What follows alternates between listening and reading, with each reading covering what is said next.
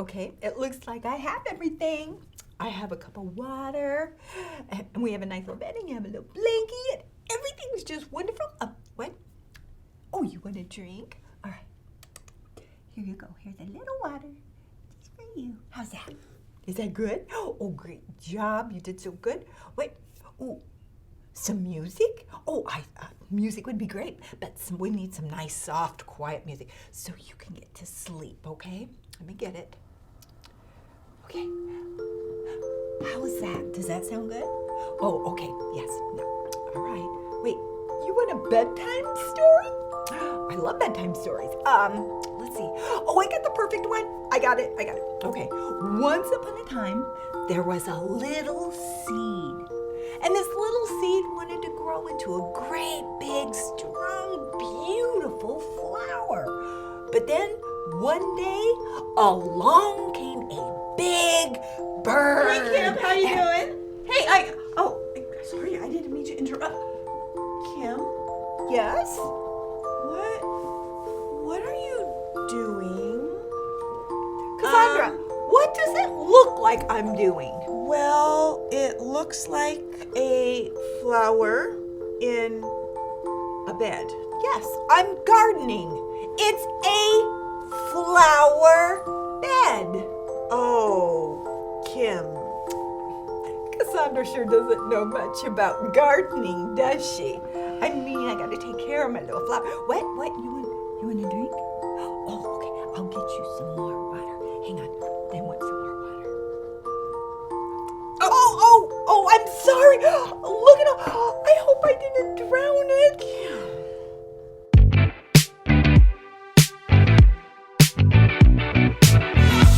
Hello, everyone. I'm Cassandra. And I'm Kim, and welcome to Central Kids TV. This month, we are talking about humility, putting others first by giving up what you think you deserve. You guys, I'm sorry, Kim. Why do you have your computer open and on? Are you watching YouTube again? No. Okay, listen. I started a little project in the neighborhood. It's a community garden. A community garden. It's when everyone comes together and they grow flowers and fruits and vegetables and they do it together. Lots of stuff. And stuff. Okay, I love stuff. Yeah, so that we can share all the stuff. We can share the fruits and the vegetables, and everyone gets a job to do in the garden to take care of it together. And I'm about to find out what everybody's job is. Okay, that's very cool. Okay, but just because I'm in charge doesn't mean I get to choose the job I want. I mean, sure, the assignments and the jobs were just random. Kim, that's really big of you. Yeah, it is. Okay, so when do we get to find out which job everyone gets? Okay, right now. Okay. I just got the list as we started. Are you ready? I get to be a part of this? Yes. Oh, yes. What is it? Yeah, okay, your job once a week, you get to be the waterer. The waterer? Kim, I get to be the waterer. Woohoo! The waterer, you guys. Yeah. Kim, what's the waterer? Cassandra, the water. You water the plant. Oh, yeah. That's good. That's really good. Okay. So Kim, what do you get? No. Oh, it's Kim, Kim, are you okay? No, it's awful. Kim, it's going to be okay, Kim. No, it's not. It can't be that bad. Kim. Okay. Look. Okay, I'm looking. Kim. Check. It says you're the fertilizer person. Yeah, I don't want to be the fertilizer person. And it says use all organic fertilizer. Okay. Organic fertilizer? Yeah. Manure? Ooh. Cow patties? Doo-doo? Poop? Yeah, that's a little yucky, but it'll help everyone's plants grow big and strong. Yeah. Really? Come on. You can't be serious. You're telling me I have to do this? Kim, I have to be the fertilizer. Kim, you said you wanted it to be totally random. No. I started this thing. Why do I have to do this job? It's just gross. It's totally gross. Kim, we can get some special gear for you. We can get you like some gloves and some goggles and like a whole suit and something, and it'll be great. It'll be fine. Now, why can't I be the waterer? I'd be a great waterer. But I'm the waterer, Kim. As head of the project, I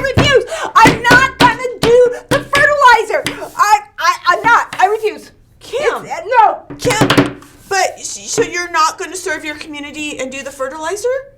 By spreading doo-doo? No! Okay, well, all right, Kim, I'll swap jobs with you. Wait, you will? Yeah, I guess. Really? Yeah. Oh, yes! A job for a leader! Are you happy, Kim? Yes, I'm so happy. I'm so excited. All right, guys, it's time for the story before the story. The story before the story. Today, we're in John, the 4th book in the New Testament. But before John, in the very beginning, out of a deep, deep love, God made an amazing world. But when people turned away from God, the world was broken. God made a plan to draw people back into relationship. So at the right time, God sent a tiny baby to be born in the small town of Bethlehem, God's very own son, Jesus. When Jesus grew up, he began to travel from town to town, teaching and healing. At last, he made his way toward Jerusalem for the Passover feast. Which is where our story starts. Take it away. Jesus was about to head into Jerusalem where great crowds were gathered for the Passover feast. He asked 2 of his disciples to bring him a donkey's colt. A donkey's colt? You mean like a baby, like a young colt? Yes, donkey?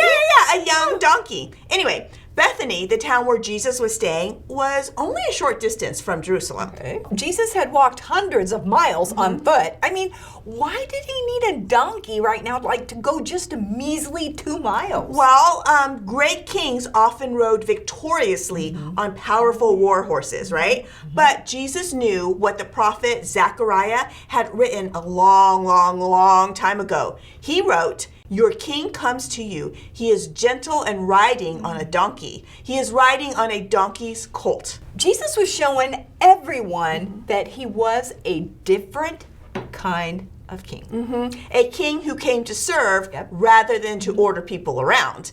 As the people saw him coming, they laid their coats on the ground and cut branches from palm trees. This is my favorite part. They called out, "Hosanna! Blessed is the one who comes in the name of the Lord. Hosanna!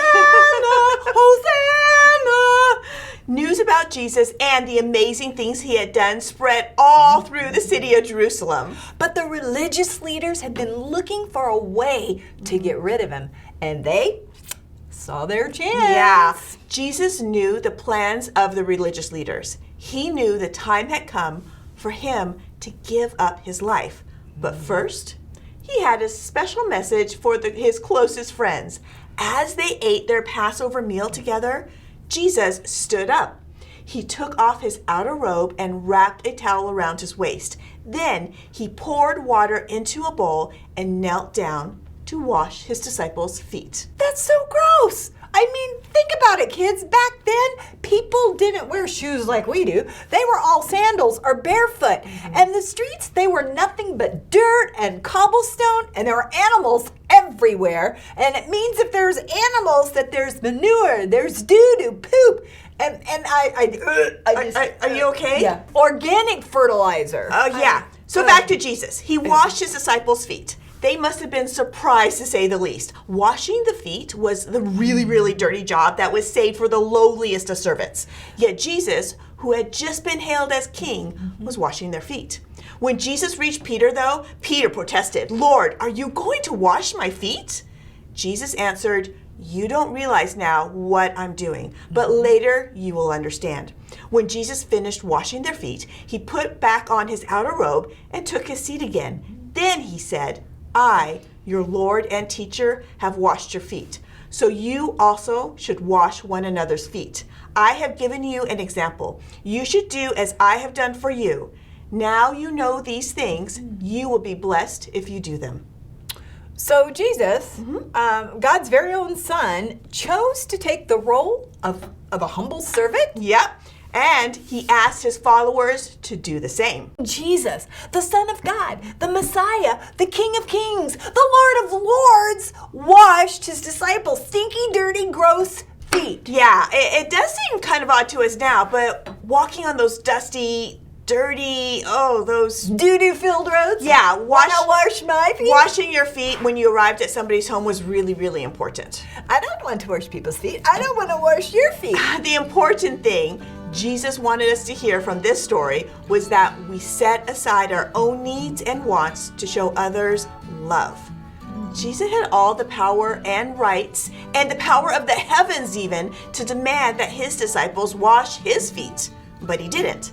Instead, he showed his disciples true leadership is humbly serving those around you, no matter who you are. I mean, Jesus chose to serve his own followers by washing their feet, and then he told us to do the same thing, to serve others? That's kind of upside down. Yeah, I know what you mean. I mean, nowadays it seems like people in charge just want to be served rather than serve. Well, you know what? Maybe I can do something about that. I'm going to let you be the waterer, and I'm going to do the fertilizer job. You don't have to do that, Kim. No. I want to lead by example. I mean, I want to be like Jesus and be humble and serve. So I've just got to get ready. I'll be back. I'm going to go get ready. I'll be back. Okay, so you're just going to leave me to do this. Yeah. Okay, and all right. All right, guys, well, let's go to the big idea. Today's big idea is Jesus put others first. All right, kids, here's a question I have for you. When has someone put you first? Let's see, my neighbor mowed my yard before he mowed his yard, so he put me first. Oh, that's a really great example. Kim, I'm sorry, guys. What are you wearing? This? Yeah, why you a hazmat suit? It's my gardening outfit. A hazmat suit is your gardening outfit? Well, thank you, guys. Oh yeah, well guys, we'll see you next time on Central Kids TV. Thank you. Oh, Cassandra, this hurts. I don't like it. Yeah, you sound a little funny with that on. I know, and it hurts too. I'm You sorry. should feel it. You're doing a great job though, Kim. Well, that's the price you have to pay for being humble, I guess.